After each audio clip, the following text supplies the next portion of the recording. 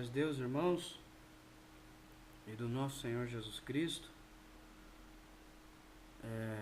Vamos continuar o estudo, falando, o tema é bibliologia, ainda que estamos dando uma passada em algumas partes da Bíblia, para poder ter uma melhor compreensão.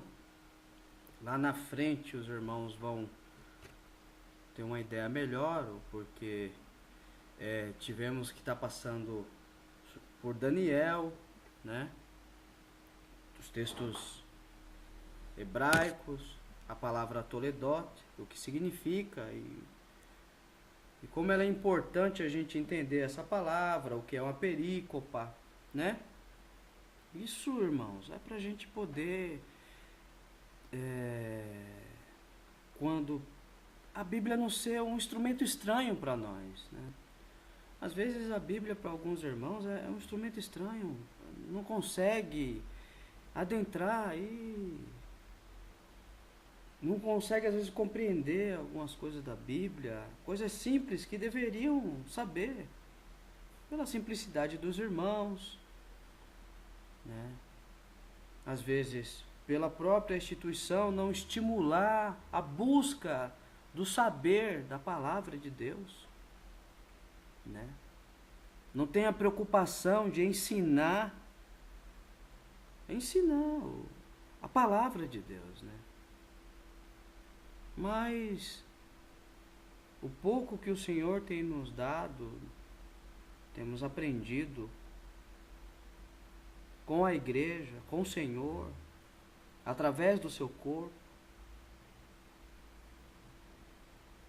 nós iremos também estar compartilhando com os amados irmãos, tá bom, irmãos? Então nós paramos na estátua, né? No último estudo bíblico que fizemos, né? Falamos um pouco dos impérios, do sonho de Nabucodonosor, da interpretação de Daniel, né? A cabeça de ouro é a Babilônia, depois Medo-Persa, prata, depois Grécia, Roma, e o último império, que é o ferro misturado com barro, que é os pés, que é o império do anticristo. Até que vai vir a pedra e vai ser lançada nos pés da estátua. Mas o foco aqui é entender a Grécia.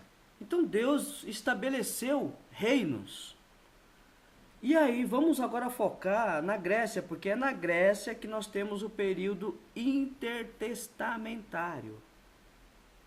Mas antes de falar um pouco do período intertestamentário, eu gostaria de ler uma passagem da palavra de Deus, que é Gênesis, capítulo 15. A passagem onde Deus faz uma promessa a Abraão. E vamos dar uma lida.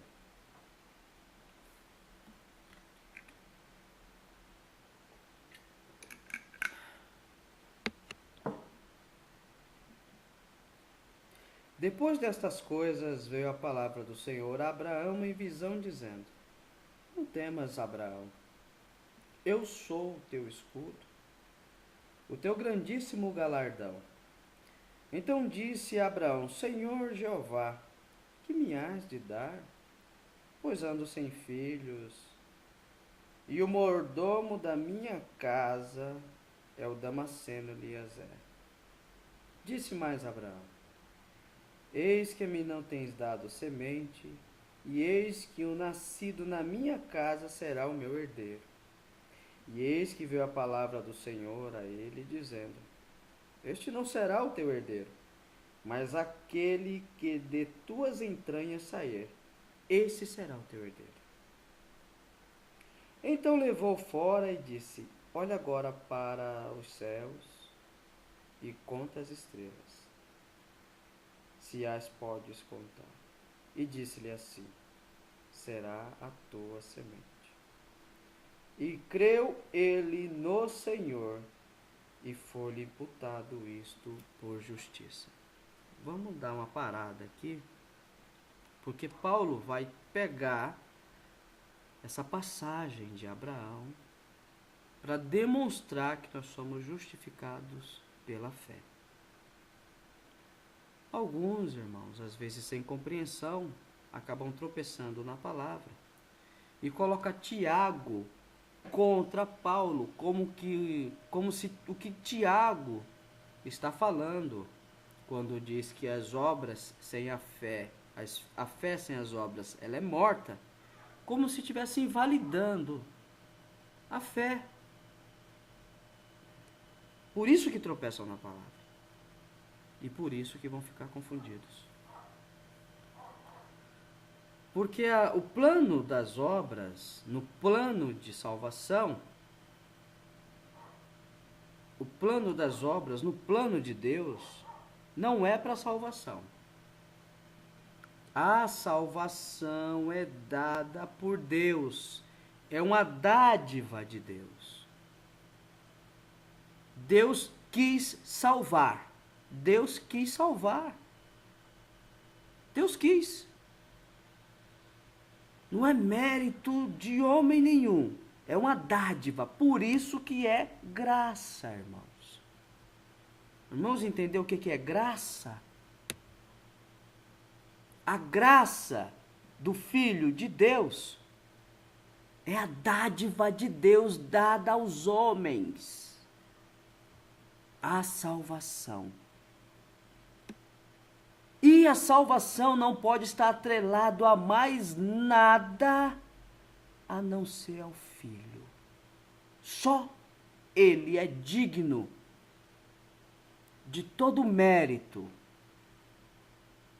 Foi isso que os 24 anciões, aqueles seres celestiais, jogaram suas coroas e disse: és digno, Cordeiro, de ter honra, glória, e majestade e poder, porque foste morto e compraste para Deus homens de todas as tribos e nações, e o fizestes reis e sacerdotes. Deus, Cristo, não pode estar atrelado a uma instituição religiosa.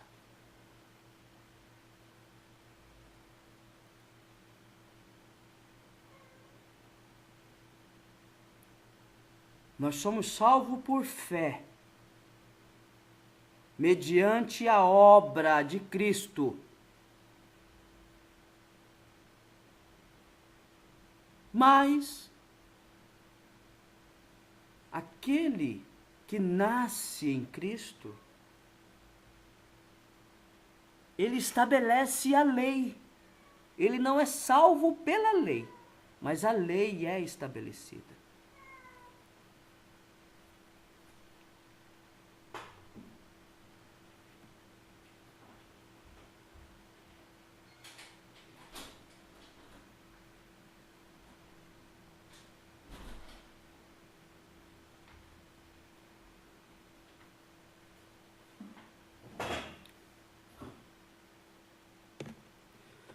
Então, irmãos,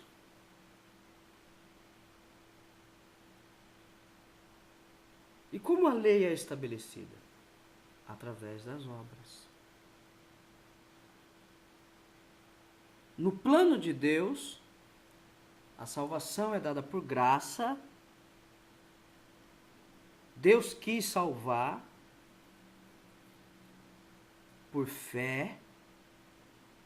E isso lhe foi imputado. O que é imputado? A única coisa que Deus quis de Abraão era que ele cresce. Esse era a única exigência de Deus para Abraão. Lhe foi imputado com justiça, que ele cresce. E as obras, no plano de Deus, está relacionada ao galardão. Então, Deus não quer só nos salvar, ainda que a salvação já é tudo. Mas o Senhor Deus também quer nos galardoar. Ele quer nos dar um galardão, um peso de glória. Então, Paulo diz assim, que como as estrelas do céu diferem uma em outra em glória, assim seremos. Então, cada um de nós terá uma glória diferente, mediante as obras. Esse é o galardão. Nós não somos salvos por obra. Não podemos fazer um anátema da fé, como muitos estão pregoando e ensinando e levando o povo à perdição, à apostasia dos últimos tempos. Muitos vão se perder porque abandonaram a fé que uma vez foi dada aos santos.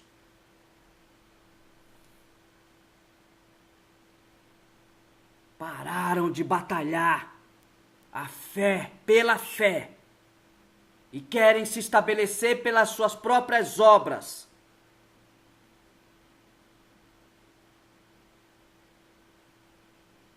Mas vamos continuar, irmãos. Disse-lhe mais: eu sou o Senhor que te tirei de Ur dos caldeus para dar-te a ti esta terra para os herdares. E disse ele: Senhor Jeová, como saberei que hei de herdá-la? E disse-lhe: toma-me uma bezerra de 3 anos, e uma cabra de 3 anos, e um carneiro de 3 anos, e uma rola e uma pombinha. E trouxe-lhe todos estes, e partiu pelo meio, e pôs cada parte deles em frente uma da outra. Mas as aves não partiu, e as aves desciam sobre os cadáveres, Abraão, porém, as enxortava. E pondo-se o sol, um profundo sono caiu sobre Abraão, e eis que um grande espanto e grande escuridão caiu sobre ele. Então disse a Abraão, saibas de certo que peregrina será a tua semente em terra que não é sua, e servirás-ão e afligi-los-ão 400 anos. Mas também eu julgarei a gente a qual servirão, e depois sairão com grande fazenda. E tu irás a teus pais em paz. Em boa velhice serás sepultado, e a 4ª geração tornará para cá, porque a medida da injustiça dos amorreus não está ainda cheia. E sucedeu que, posto o sol, houve escuridão, e eis um forno de fumo e uma tocha de fogo que passou por aquelas metades. Naquele mesmo dia fez o Senhor um concerto com Abraão, dizendo: a tua semente tenho dado esta terra, desde o rio Egito até o grande rio Eufrates, e o Queneu, e o Quenezeu, e o Camoneu, e o Eteu, e o Ferezeu, e os Refaíns, e o Amorreu, e o Cananeu, e o Girgazeu, e o Jebuseu. Vamos parar aqui, irmãos. Então aqui, agora, Abraão faz uma pergunta: Senhor, como eu vou saber que tu vai fazer tudo isso? Ele queria uma garantia de Deus. E Deus deu uma garantia para ele. Deus fez um pacto. Quando se fala em pacto na Bíblia, irmãos, está relacionado a essa passagem aqui. Quando os irmãos ler na Bíblia alguma coisa falando em pacto, esse é o primeiro pacto que Deus faz com o povo de Israel, através de Abraão. Então, Deus tem um projeto. Deus quer salvar a humanidade. O evangelho, as boas novas, tinham que chegar aos gentios, tinham que chegar até nós. Mas Deus precisava ter um princípio de trabalho. Então Deus começou a trabalhar com Abraão, com esse homem que temia o Senhor, que amava o Senhor. Deus precisava gerar fé no homem. Por isso que Abraão é o pai da fé. Deus precisava gerar fé. E Deus precisava trabalhar com Abraão em prol da humanidade. Deus não estava pensando só em Abraão. Deus não estava só pensando no povo de Israel. O projeto de Deus é a humanidade toda. Mas o Senhor fez algo que era de praxe daqueles homens antigos. Então o que Deus falou? Quando Abraão perguntou para o Senhor, Como ele iria saber que Deus iria fazer tudo aquilo? Deus pegou e falou, pega um bezerro, pega isso, pega aquilo, corta no meio. E cortou, colocou uma parte para cá, outra parte para lá. Depois o Senhor fez Abraão cair no sono profundo. Aí Deus mostrou o que iria acontecer com a sua descendência. E depois dali apareceu uma tocha de fogo, uma bola de fogo que passava no meio daquelas partes daqueles animais. Isso, irmãos, naquela época de Abraão era uma forma, era um pacto de sangue.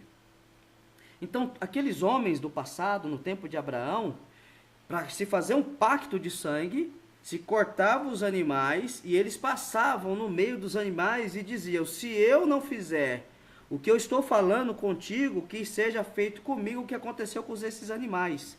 Então era um pacto de sangue. Então Deus fez um pacto, o próprio Deus fez um pacto com Abraão, do estilo dos homens, como os homens faziam esse pacto.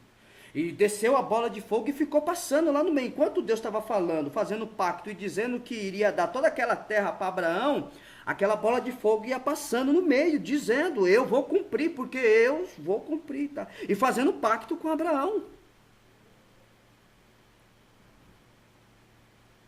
Então o pacto de Deus, que estava sendo feito com Abraão, era já lá na frente pensando em nós. A salvação já tinha que vir, Deus não podia voltar atrás, porque Deus é imutável.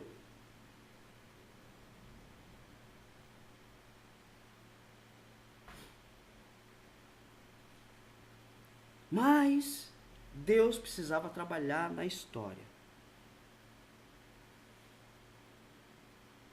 Deus trabalhou com Abraão, Deus trabalhou com o povo de Israel, Deus trabalhou com Isaac, Deus trabalhou com Jacó, Deus trabalhou com o povo de Israel.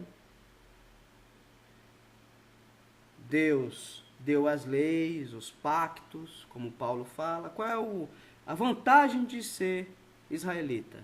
Muitas, porque primeiro foi confiado a eles os pactos, as alianças, né?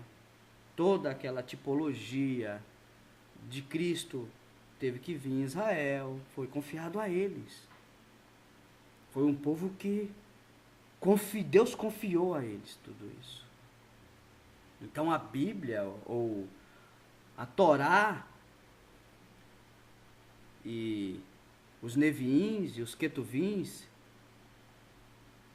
que forma a Tanakh, toda o Velho Testamento, foi extremamente preservados pelos hebreus, extremamente.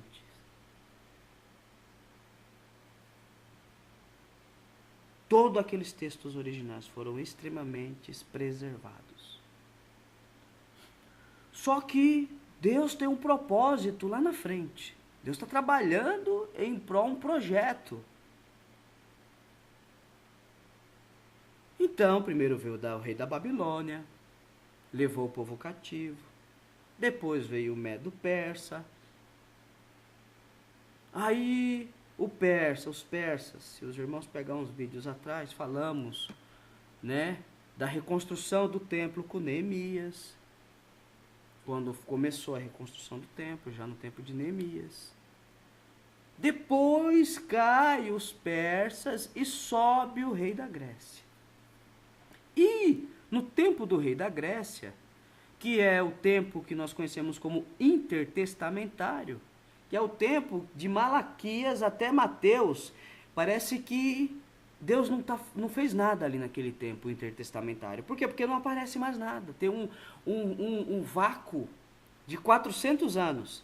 Entre Malaquias e Mateus, Cristo, tem um espaço de 400 anos. Mas Deus está trabalhando. Nessa mesma época, Deus está trabalhando. Por isso que colocamos essa estátua aqui para os irmãos chegarem a compreender mais aprofundado. Então Deus está trabalhando na história da humanidade, em prol de um projeto eterno. Esse é o objetivo de Deus.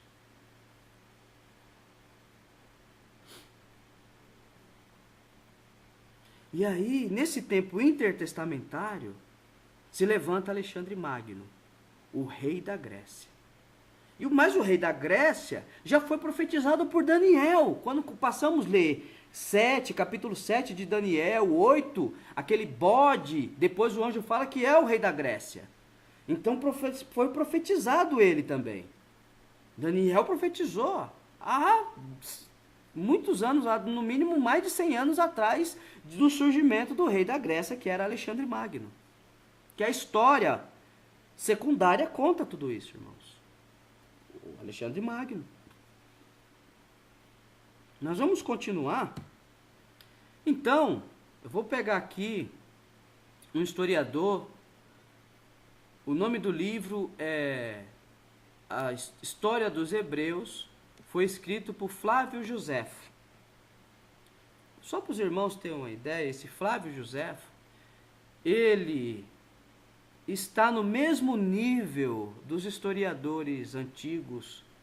Eu vou citar um deles, Heródoto, um dos renomados historiadores gregos, né, que conta as histórias dos babilônicos e tantas outras histórias dos egípcios e vários outros reinos daquela época. Heródoto, que é conhecido no mundo acadêmico como um grande historiador. Flávio Josefo também é um desses grandes historiadores que faz parte desse acervo desses historiadores do passado, renomados, vamos dizer assim, né? do passado. Vamos ler um pouco da biografia dele, né? da bibliografia dele. Quem é ele? Para a gente poder primeiro conceitualizar quem é Flávio Josefo, e daí então a gente poder entrar no que ele vai começar a relatar. Então, a História dos Hebreus é um livro que Flávio Josefo, ele vai contar toda a história dos Hebreus. Irmãos, isso não é um livro apócrifo. E livro apócrifo não é o cânon nosso, não é a nossa Bíblia. O cânon é fechado pelos apóstolos. Porque nenhum escrito cânon, ou nenhum escrito apócrifo, tem o peso do cânon das epístolas. Cânon vem de cana de medir. Regra, vem de regra. Cânon. Então a regra do cristão é a Bíblia. Então nenhum livro apócrifo, depois dos apóstolos, é espiritual. E o Flávio Josefo, o livro dele não é apócrifo, mas também não é um livro inspirado. Mas ele é um historiador, como qualquer outro historiador da nossa época, sendo que ele é um historiador que viveu na época dos apóstolos, na época da destruição de Jerusalém. Vamos ver um pouco o que ele vai relatar no seu livro? Alguma partezinha? Esse livro é muito extenso, né? Tem quase 1000 páginas, só para os irmãos terem uma ideia. Mas eu peguei algumas passagens do livro dele para a gente poder adentrar na história secundária, para poder compreender melhor o trabalho de Deus dentro da própria história. Tá bom? Então vamos lá. Flávio Josefo foi um escritor e historiador judeu que viveu entre 37 a 103 depois de Cristo. Seu pai era sacerdote e sua mãe descendia da casa real, asmoneana.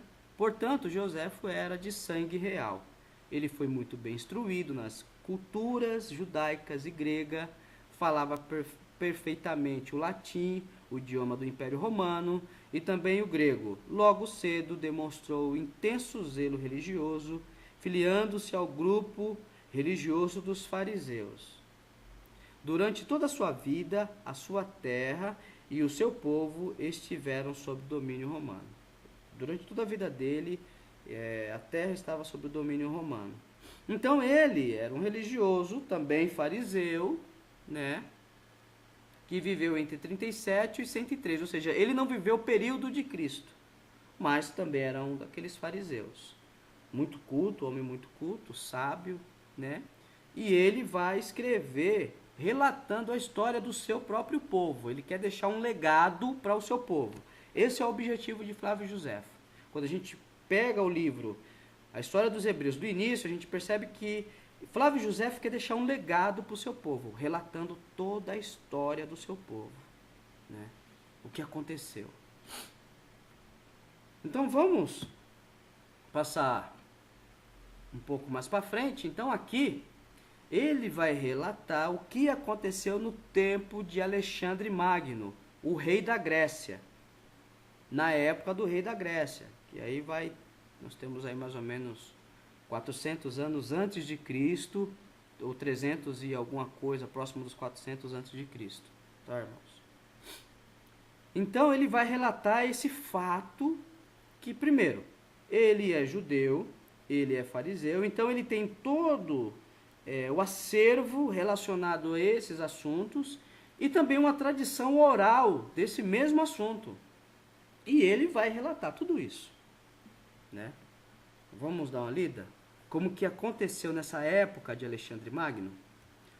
O ilustre conquistador, depois que tomou essa última cidade, avançou para Jerusalém. Esse ilustre conquistador que ele está falando é o rei da Grécia, aquela parte da estátua de bronze, Alexandre Magno. E o sumo sacerdote Jado, que bem conhecia sua cólera contra ele, vendo-se com todo o povo em tão grave perigo, recorreu a Deus, ordenou oração públicas para implorar o seu auxílio e oferecer-lhe sacrifícios. Ou seja, ele estava invadindo tudo, porque ele estava tomando tudo, conforme profetizado por Daniel, conforme Deus tinha mostrado na estátua de Daniel lá, que teria que vir esse rei grego da parte de bronze. Então ele está avançando, só que o sumo sacerdote ele está preocupado. Por quê? Porque ele está vindo avançando, destruindo e, enfim, conquistando, tendo suas conquistas.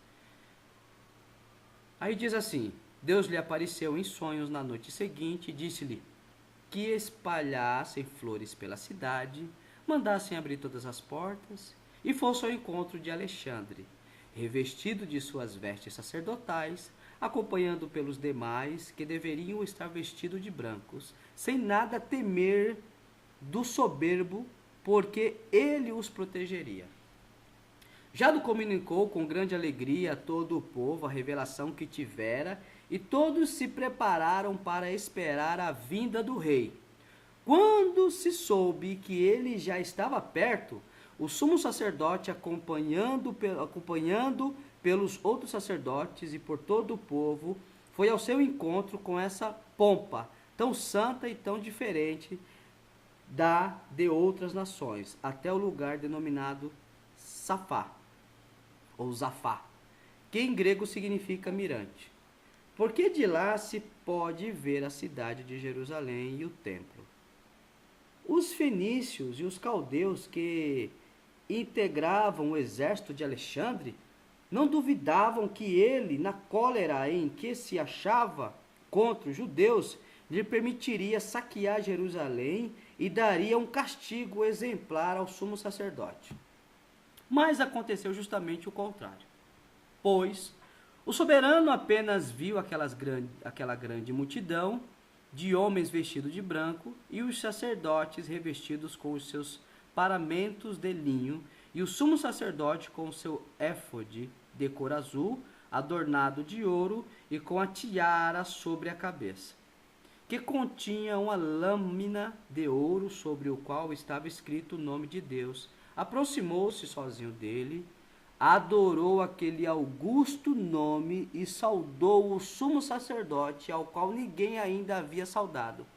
Então os judeus reuniram-se em redor de Alexandre e elevaram a voz para desejar-lhe toda sorte de felicidade e de prosperidade.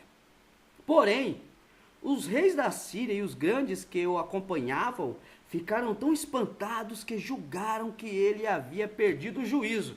Os reis da Síria, todo aquele povo da Síria e os outros povos que vinham com Alexandre, as alianças de Alexandre Magno, que achava que ia destruir Jerusalém, o sumo sacerdote e tudo, ficaram espantados e acharam que Alexandre tinha perdido o juízo.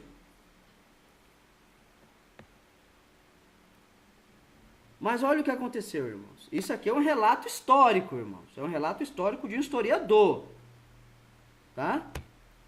Parmênio, que desfrutava grande prestígio, perguntou-lhe como ele, que era adorado em todo o mundo, Alexandre Magno, o grande, hoje conhecido como Alexandre Grande, né, o grande no caso, era adorado por todo mundo, adorava o sumo sacerdote dos judeus.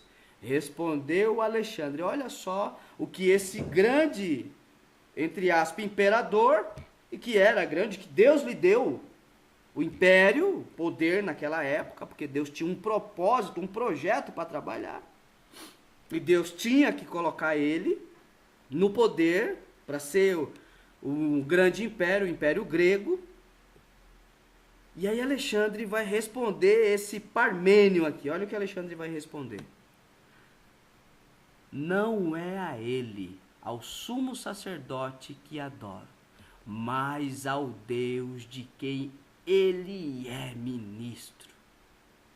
Pois quando eu estava ainda na Macedônia e imaginava como poderia conquistar a Ásia, ele me apareceu em sonhos, com essas mesmas vestes, e exortou-me a nada temer. Quem apareceu para ele em sonho? O sumo sacerdote. Deus mostrou o sumo sacerdote para Alexandre Magno.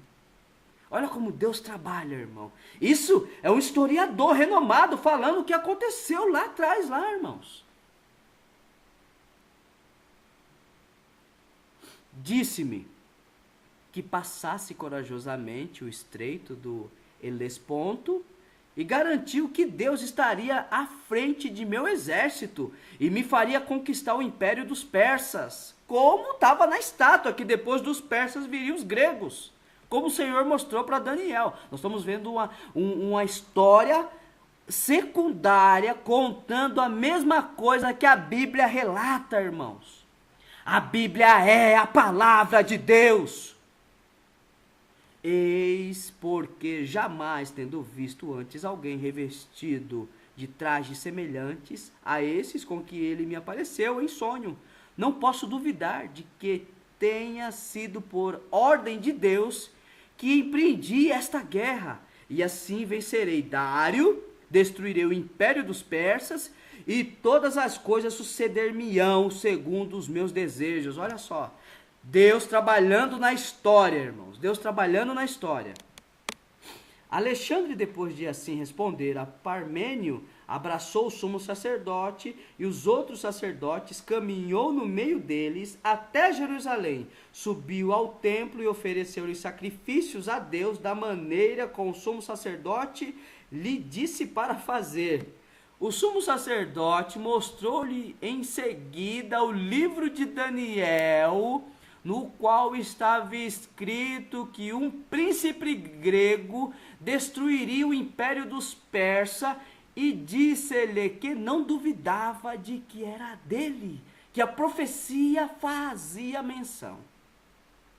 Alexandre ficou muito contente. No dia seguinte mandou reunir o povo e ordenou que dissessem que favores desejavam receber dele. O sumo sacerdote respondeu que eles suplicavam permissão para viver segundo as suas leis e as de seus antepassados, e isenção no 7º ano do tributo que lhe pagariam nos outros anos. Ele concordou, e tendo eles também impedido que os judeus que moravam na Babilônia e na Média desfrutassem os mesmos favores, ele o prometeu com grande bondade e disse que se alguém desejasse servir os seus exércitos, ele permitiria a tal pessoa viver segundo a sua religião e observar todos os seus costumes. Olha como Deus trabalha, irmãos. Deus trabalhando em prol do seu povo. O povo de Israel naquela época. E Deus trabalha em prol do povo de Israel também, né? De hoje. Ainda que eles não receberam o Messias, mas Deus ama todos. E lá na frente o Senhor vai se revelar para eles. Como está escrito nas profecias. Mas quem não se não credes que eu sou, morrerei em vossos pecados. Então, para ser salvo é necessário crer que Jesus é o Cristo. Eles não creram e não creem até hoje. Então, muitos que não judeus, os que não creem hoje em que Jesus é o Cristo, estão se perdendo. Mas já existe muitos judeus cristãos. Cristãos. Então aqui o Senhor está trabalhando em prol do seu povo, em prol do seu povo, em prol de um propósito eterno, um projeto lá na frente, mas ele tinha que trabalhar agora. Já tinha vindo o Império Babilônico, o Império Medo-Persa, e agora Deus trabalha na história para levantar o Império Grego a favor a um projeto maior. Aqui é o Império Grego, aqui representa, irmãos, o Império Grego. Então esse animal aqui que nós estamos vendo, que é falado na visão de Daniel, vê esse animal, um leopardo com 4 asas e 4 cabeças. Os 4 representam os 4 generais de Alexandre Magno. Porque os generais de Alexandre Magno foram, porque Alexandre Magno, ele não teve herdeiro. Todo o Império Grego foi passado para esses 4 generais. Todo o Império, que representa essas 4 cabeças. Essas 4 cabeças representam os 4 generais de Alexandre Magno. E aí, os generais de Alexandre Magno foram os herdeiros de Alexandre Magno. E na parte da África, da conquista de Alexandre, na parte da África, foi fundada uma cidade chamada Cidade de Alexandria, em homenagem a Alexandre Magno, por esse um dos generais, porque eram 4 generais, e os 4 generais foram os herdeiros de Alexandre Magno. Ele não teve herdeiro, conforme também a profecia fala em Daniel. Nós não vamos ler aqui, mas estamos só relatando para os irmãos, tá? O que significa esse animal. Os irmãos, tá? Já... ter um melhor entendimento quando os irmãos leem as passagens de Daniel e vê quando Daniel fala quando o anjo mostra o animal e Daniel fala, eis que viu um animal, um leopardo com 4 cabeças e 4 asas, e foi-lhe dado o domínio, Esse aqui é o Império Grego, representado pelos 4 generais de Alexandre Magno, né? E por que o leopardo? Aí a gente tem o urso, né? Nós temos o leopardo, nós temos o homem, aquele animal primeiro, depois o urso, depois o leopardo. Porque Alexandre Magno, o exército dele era muito rápido. Enquanto os medos e os persas, para conquistar, para derrubar a Babilônia e conquistar todos os impérios, avançavam exércitos gigantescos, monstruosos, devagar, né? O Alexandre Magno, o exército dele avançava rápido, era ágil como um leopardo. Por isso que Deus usa a imagem de um leopardo para representar o Império Grego. Porque o leopardo ele é rápido. Então o exército grego ele era rápido em se movimentar, em se articular. Tá, irmãos? Então nós vamos agora, mais uma vez, vamos encerrar aqui essa parte, tá, irmãos? Para não ficar grande o estudo. E aí nós vamos novamente dar continuidade no próximo vídeo. Deus abençoe a todos, a paz de Deus e do nosso Senhor Jesus Cristo.